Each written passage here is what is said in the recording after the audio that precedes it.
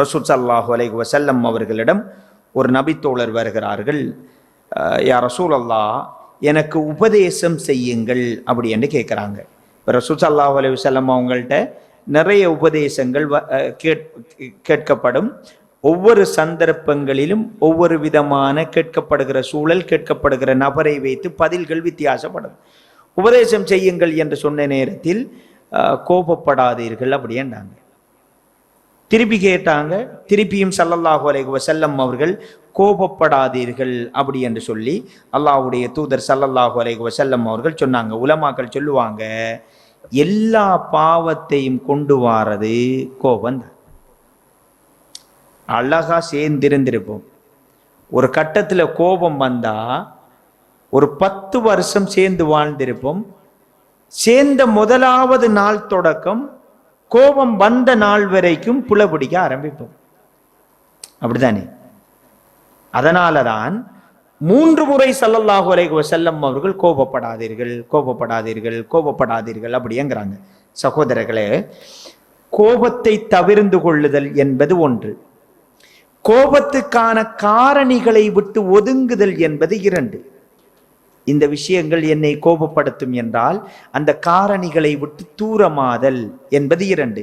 3வது, கோபப்படுகிற பொழுது ஸல்லல்லாஹு அலைஹி வஸல்லம் அவர்கள் சொன்னார்கள், இதா கதிப அஹதுக்கும் ஃபல்யஸ்குத், உங்களில் ஒருவர் கோபப்பட்டால் மௌனமாகி விடுங்கள், கோபத்தில் பேசாதீங்க. கோபத்தில் பேசினால் அது நியாயமான பேச்சாக அமைய மாட்டாது. கோபம்தான் பெரும் ஃபித்னாக்களை கொண்டாடுறது. கட்சியை உடைக்கும், பள்ளியை உடைக்கும், பாடசாலையை உடைக்கும். கடுமையா கோபப்படுற ஒரு ஆள் ஒரு அணிக்குள்ள வந்தா எல்லாத்தையும் பூச்சியமாக மாத்தி போட்டு நிற்பாரு. பெரும் சாம்ராஜ்யங்கள் கூட அதிக கோபத்தினால் ஒரு சில நாட்களில் விழுந்திருக்கிறது வரலாறு. குடும்ப வாழ்க்கை தொடக்கம் சமூக வாழ்க்கை எல்லாமே தோற்று போகும். ரசூலுல்லாஹ் சொன்னாங்க, கோபப்பட்டா மௌனமாங்கன்னாங்க. இன்னொரு செய்தியை பாருங்க, கோபப்படுகின்ற பொழுது தீர்ப்பளிக்காதீர்கள். ரசூலுல்லாஹ் சொன்னாங்க, முக்கியமான செய்திகள் இது. ஸல்லல்லாஹு அலைஹி வஸல்லம் அவர்கள் சொன்னார்கள், கோபப்பட்டால், அதாவது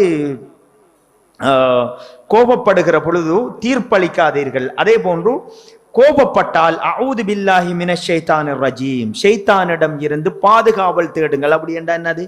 ஷைத்தான் பார்ட்னரா மாறான் கோபத்தில். அப்ப ஷைத்தான்ட்ட இருந்து பாதுகாவல் தேடுங்க. நீங்கள் நின்று கொண்டிருக்கிற நிலையில் கோபப்பட்டால் உட்காருங்கள் என்று ஸல்லல்லாஹு அலைஹி வஸல்லம் அவர்கள் இவ்வளவு விரிவாக கோபங்கள் தொடர்பாக பேசியிருப்பதை பார்க்கிறோம். எனவே கண்ணியமிகு சகோதரர்களே, ரசூலுல்லாஹி ஸல்லல்லாஹு அலைஹி வஸல்லம் அவர்கள் சொன்னார்கள், இன்னி ஊதீது ஜவாமி அல் கலிம், நான் சொற்பமாக பேசுவேன், ஆனால் அதிகமான அர்த்தங்கள் பொறிந்திருக்கும், நிறைய தகவல்கள் அதுல இருக்கும், அது அல்லாஹ் எனக்கு தந்த கிஃப்ட் அப்படி என்று ஸல்லல்லாஹு அலைஹி வஸல்லம் அவங்க சொன்னாங்க. இந்த செய்திகள்ல நாங்க முதலாவது பார்த்த செய்தி, 2வது அதே மாதிரி 4வது ஒரு செய்தி, யார் ஒருவர் மறுமையையும், இறுதியான ஒரு செய்தி, மறுமையையும் அல்லாஹ்வையும் ஈமான் கொண்டிருக்கிறாரோ அவர் ஃபல்யகுல் கைரன் அவு லியஸ்முத், அவர் நல்லதை பேசட்டும், நல்லது பேச இயலாட்டி மௌனமாக அமைதியாகி விடட்டும் என்கிற செய்தியை இமாம் அபூ தாவூத் ரஹிமஹுல்லாஹ் அவர்கள் 4வது செய்தியாக குறிப்பிடுகிறார்கள். இது 4 ஹதீதும் எங்களால் பின்பற்ற முடியுமாக இருந்தால் ஒட்டுமொத்த இஸ்லாமும் 2 பகுதி தான். ஒன்றென்னது? ஹுக்கூக்குல்லாஹ், அல்லாஹ்வுக்கு செய்ய வேண்டிய கடமைகள். 2வது அடியார்களுக்கு செய்ய வேண்டிய கடமைகள். இந்த 4 ஹதீதுகளும் அரைவாசி இஸ்லாத்தை பூரணத்துவப்படுத்துகிறது. முழு இஸ்லாமும் அதுக்குள்ள வருது. எனவே எங்களோட வாழ்க்கையில அடிக்கடி நாங்கள் ஞாபகம் வைத்துக் கொள்கிற கொடுக்கல் வாங்கல் அல்லது அடுத்தவர்களின் உயர்வுகள் 4 ஹதீதுகளையும், ஒன்று என்னது? நல்லதை பேசுங்கள், பேச முடியாவிட்டால் மௌனமாக இருங்கள். 2வது தேவையில்லாத விடயங்களில் தலையிட வேண்டாம், விட்டு விடுங்கள். 3வது கோபப்பட வேண்டாம், அதிகமான கோபங்கள் மோசமான விளைவுகளை ஏற்படுத்தும் என்று ஸல்லல்லாஹு அலைஹி வஸல்லம் அவர்கள் சொன்னார்கள்.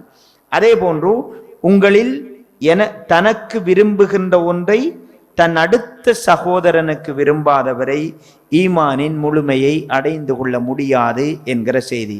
எனவே எல்லாம் வல்ல அல்லாஹ் ஜல்ல சுப்ஹானஹு வ தஆலா இந்த ஹதீதுகளை எங்களுடைய வாழ்வியலில் ஒவ்வொரு விடுத்தங்களிலும் சந்தர்ப்பங்களிலும் சூழ்நிலைகளிலும் நினைவுக்கு வருகிற விதத்தில் எங்களுடைய வாழ்க்கையை அமைப்பானாக. அகூலு கௌலி ஹாதா அஸ்தக்ஃபிருல்லாஹி லி வ லக்கும் ஃபஸ்தக்ஃபிருஹு இன்னஹு ஹுவல் கஃபூருர் ரஹீம்.